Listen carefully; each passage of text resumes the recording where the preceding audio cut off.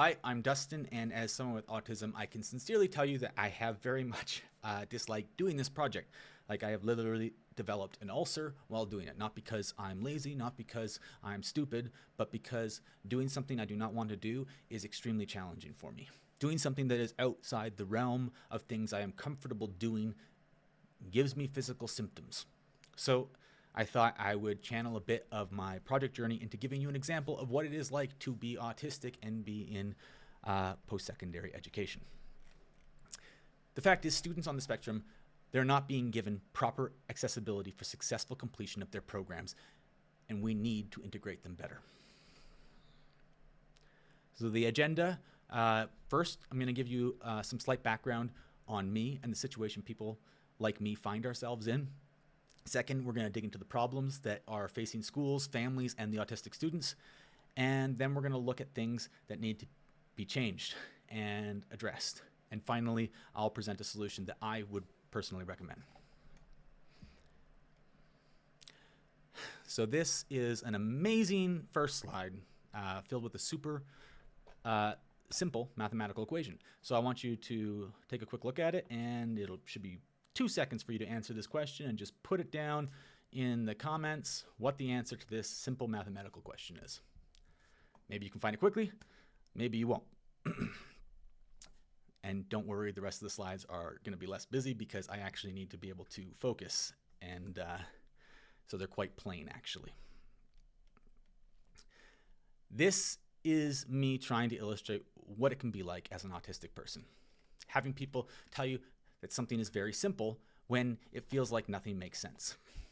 I have tried to get through post-secondary education 3 times now, and every time I have failed. But this time, I hope on succeeding. And this is only possible because I'm in a situation that enables me to pursue this. I have an amazing wife, and I am in a financial position that I've been able to pay for a career counselor and psychotherapy for years. Not everyone is going to be that lucky. And we need to do something that will help the increasing number of autistic students trying to earn diplomas and degrees. So the problem. First of all, there's a skill set imbalance, and this isn't acknowledged enough, leading to neurotypical expectations being thrust on neurodivergent individuals. These expectations lead to inappropriate learning environments for those outside the neurotypical norm. This leads to missed opportunities for all, and I'm going to walk through these 4 things in more detail. So problem 1, skill set imbalance. Here's a graph beautifully illustrating the skill set imbalance. The line in the middle is flat because neurotypical people there's no variance in them whatsoever. I'm joking. The line in the middle obviously wouldn't be completely flat, but the point is to show how infrequently the autistic person's skill set matches or intersects with the neurotypical person's skill set. So there's a range to neurotypical skill sets. But at the end of the day, neurotypical people fall within what society would call an acceptable range. Autistic students do not fall within this range. They can, but many times they fall well outside this range, both in the proficient areas and in their deficient areas. Problem number 2, neurotypical expectations. So an autistic person could excel at math, science, tech, as they tend to have exceptional problem solving and critical thinking skills, but they could also have abysmal communication and language skills. I find myself here. They can be amazingly talented music composers and yet can't understand social interactions for the life of them. The problem is that people with ASD are asked to meet neurotypical expectations and perform at a level expected of neurotypical people. So, people with autism do not have the same development of the prefrontal cortex where executive functioning takes place as a neurotypical person does. When going to college or BCIT, it can be extremely overwhelming because people with ASD tend to be very susceptible to external stimuli. For example, changing a classroom or a learning environment can be extremely difficult. And they must do all this inside a learning environment developed for the neurotypical person's success, built upon standard neurotypical needs. And the result of this is missed opportunities. 15% of autistic people in Canada are employed, and that means that 85% of individuals are unemployed and may be unfulfilled. They are burdens on their families and also on society. Because they can't work within a neurotypical world, they rely on funding from the government, such as disability pay, which comes from taxpayers. The graph here is actually from the UK because BC does not, or Canada does not seem to have any grid graphs showing data about this issue. When autistic students fail because they struggle within the current expectations and environment set out for them, they aren't able to pursue their passions or find meaning. However, the entirety of society will miss out collectively on their immense talents and gifts that could lead to amazing new innovations. Whoa, sorry about that.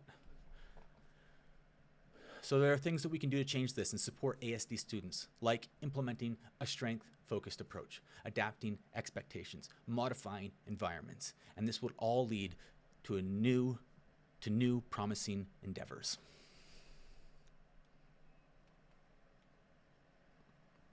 So if we got a skill set in balance, let's change that into a strength-focused approach. Hatfield first defined the strength-focused approach, where we harness every individual's potential, no matter their cognitive functioning. This looks like tailored curriculum that focuses on individual student strengths and things like weighting grades differently.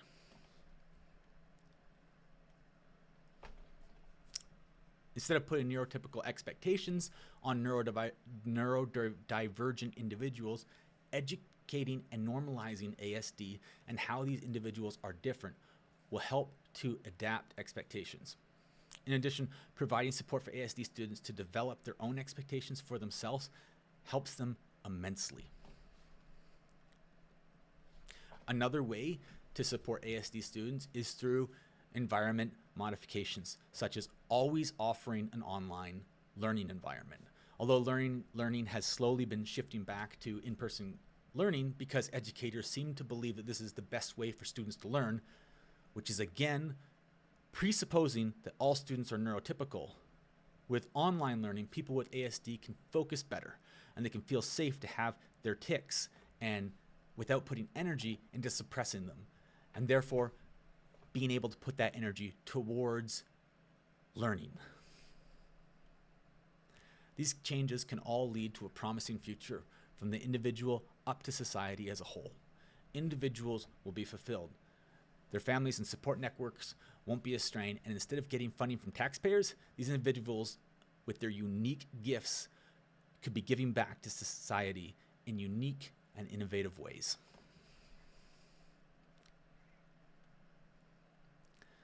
This leads into my recommendation that BCIT implement a transition program to enact all these changes at the institutional level. This program would be based on the Boost A program developed by Hatfield. The program would help students by encouraging disclosure, looking into student strengths and interests, and then tailoring their schooling to those areas. It would provide opportunities for self-determination, goal setting, and would also act as a way to educate parents and staff at BCIT to support these students by hiring a specialist team.